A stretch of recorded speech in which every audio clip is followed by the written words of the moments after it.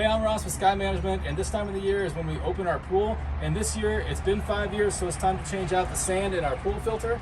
Now, we have a pretty easy one to do because the valve is not located on top of the filter itself. Our valve is off to the side, so that's going to make ours pretty easy. We'll just be able to remove this cap and shot back it out of here without removing the filter from the entire system. If your valve is located on top of your filter, then you will need to uncouple everything and remove the filter entirely from the system in order to get the top of it off so that you can get your sand out.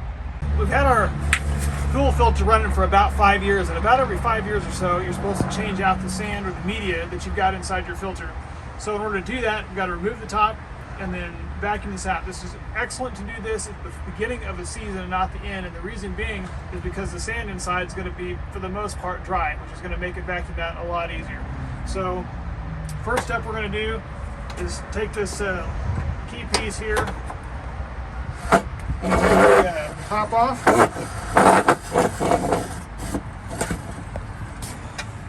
Some of these pool filters will just be straight open with a straight pipe. Ours has this little deflector plate thing in here. You can go ahead and look down in there real quick and see the sand that's down in there.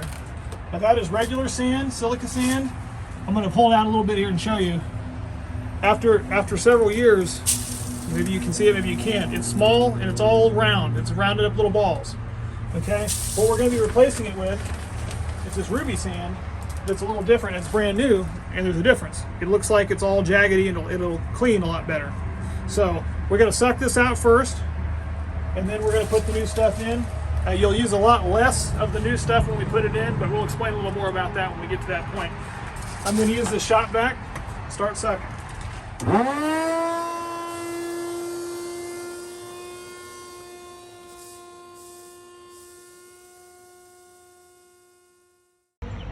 And getting down into the bottom, you don't really want to damage these fins that are down here in the bottom. That's where all the water and air comes up to, like backwash and stuff. So what we're going to do, because it's getting difficult to get to what's left of this, is fill this up with some water, kind of swish around a little bit, and then try to vacuum it out and see how that works. Now that we've got most of the sand out, it's a good time to inspect the laterals. These all are in fantastic shape, as they should be, because we haven't damaged them.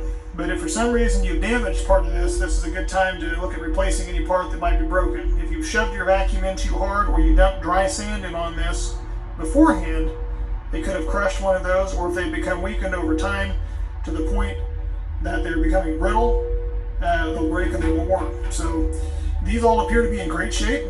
So what we're going to do next is fill this up with a little bit of water, so that when we dump our new media in on top of there with that ruby sand, that it does not impact at a great rate, and we'll dump it in nice and slow.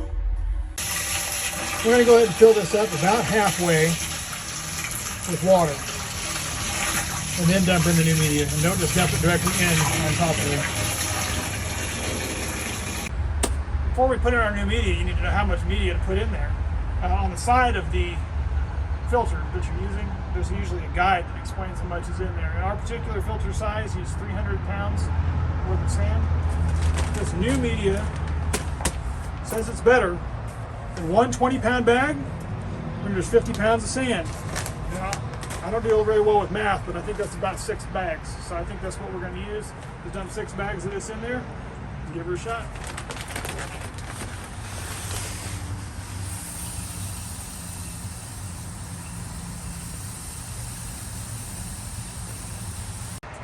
We got our filter filled back up with sand, and we went ahead and filled it up about 3/4 of the way with water, and set this top pipe back straight up. So we tipped it off to the side to dump the sand in. So we're going to put our cap back on. Before we put the cap on, there's a rubber seal that goes around the top of this. You want to inspect that, make sure it's good. If it's broken or not there at all, then you probably should get a new one of those and put it on there.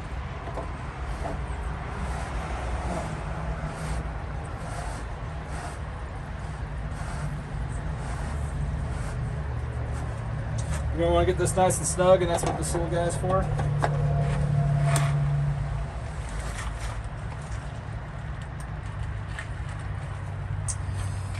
There we go.